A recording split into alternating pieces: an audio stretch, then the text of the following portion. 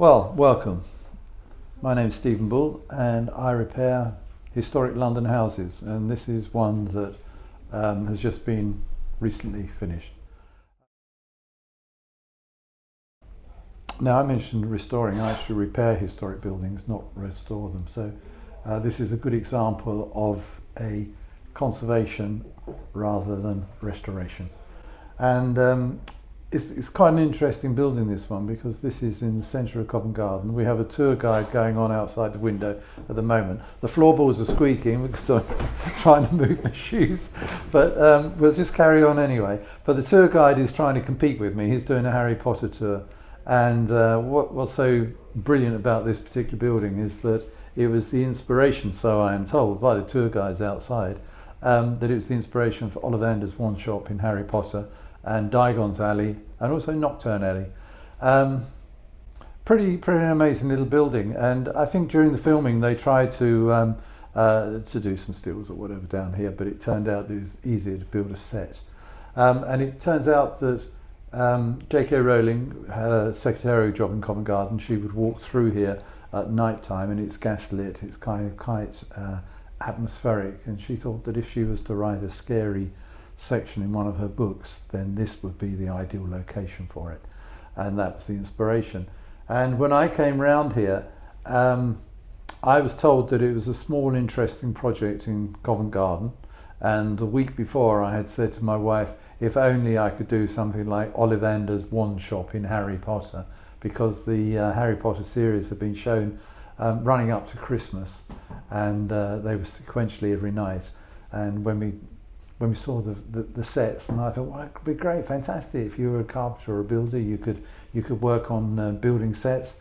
But wouldn't it be nice to do a historic building in London that you could just return it to how it was when it was first built and make it functional? And within a week, I had a phone call, an email, text from the client, and she'd been to the Listed Property Owners show in February of that year. Bearing in mind Christmas was the time they showed the Harry Potter series, and in February we had the Listed Property Owners show in, I think it's Earls Court or Olympia, I think it might well be. And she went up to 3 different stands and said she had a small interesting project. Did they know anybody who could work on it? She asked the Georgian group, and they gave her my name. She went to the Morton Partnerships, who are structural engineers, and gave them the same question, and they gave her my name. And then there must have been a third person that she had asked. I think it might have been the SPAB, Society for Protection of Ancient Buildings, and they gave her my name as well. So it was almost destiny, really. And when I came round here and there was a tour guide and everything was going on, I thought, how could I possibly refuse? So you have to be very careful what you wish for in life. We took it on, and it's been fantastic, I have to say. I've been working here with my son, and we've had a business, as I say, repairing London historic houses for a number of years now. And we did have a team of 10 people working on various projects. And on this one, I think we've had maximum of 5 people. But this one has proved to be quite difficult because of its location. It's in a tiny alleyway, and we have to be very careful about health and safety and working and getting the building repaired on the outside and painted while there are tour guides going through. So, and it's very small. So we work with a lot of historic building limes, and we're known for our hot lime mixes using quicklime. We can do that in the workshop and then transfer it here. And there's a case when I'm working at home at Waterloo, and I'll be carrying stuff over on a trolley over the bridge and in here, walking through Charing Cross Station with 7-foot lengths of timber on my shoulder, you know, with a kind of handkerchief on both ends, hoping that it's legal. I don't know. Can you walk around the streets with big planks of timber on your shoulder? I don't know. But it's all historic joinery that I've salvaged from other buildings and we've fitted in here. So this is a faithful repair job. And what we found that was worth leaving, we've left. And what's interesting is that we've conserved what doesn't exist. And that's a kind of strange kind of thing to get your head around. But basically it's where the wear is on the floor and the wear is on the stair treads. We've left that because that shows the occupation of the building. And there are a couple of little dips in the floorboards that I'm looking at now down here, which are where somebody's been standing for. This was built in around about 1700. It had a makeover in the 1800s, but somebody's been standing in the same position at a counter with the door open, looking down Goodwin Court towards St Martin's Lane, all their working life.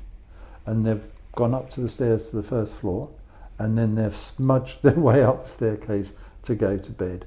And this was a kind of haberdasher shop, and it was where somebody would work and live. And it has 3 steps outside, which are extremely heavily worn, which are far too worn for a haberdasher shop.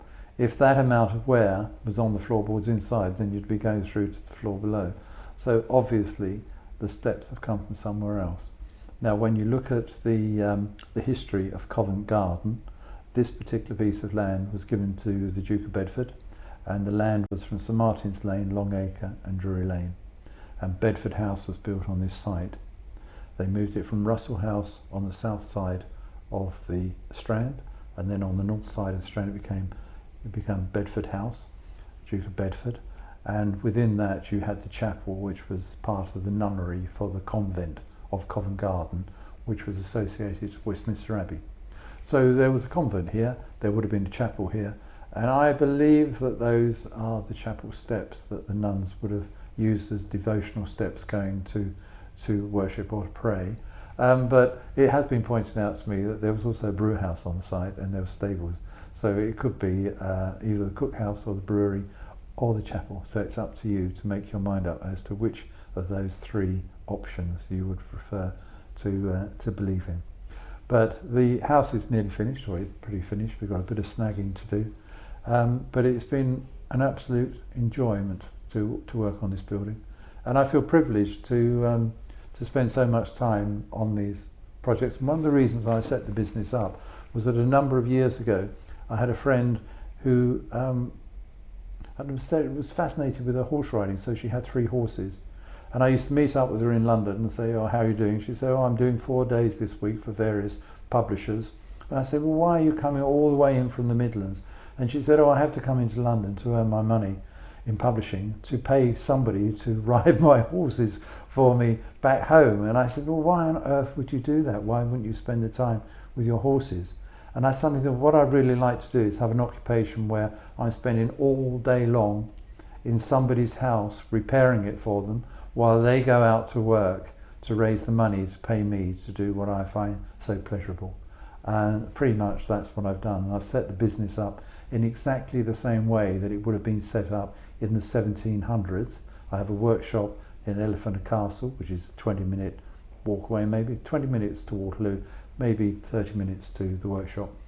You can get there on the tube quite easily from here. So I've kind of developed a package of the way that I work, which was taking on projects which are within walking distance of my home or my workshop that I find are interesting, and they have to be grade 2 star or grade 1 listed, and that they have a huge amount of interest and historical research that I can do to find out more about the building and find out who actually lived here and what I'm repairing and how am I repairing it that they would have recognised me doing, say, 200 years ago.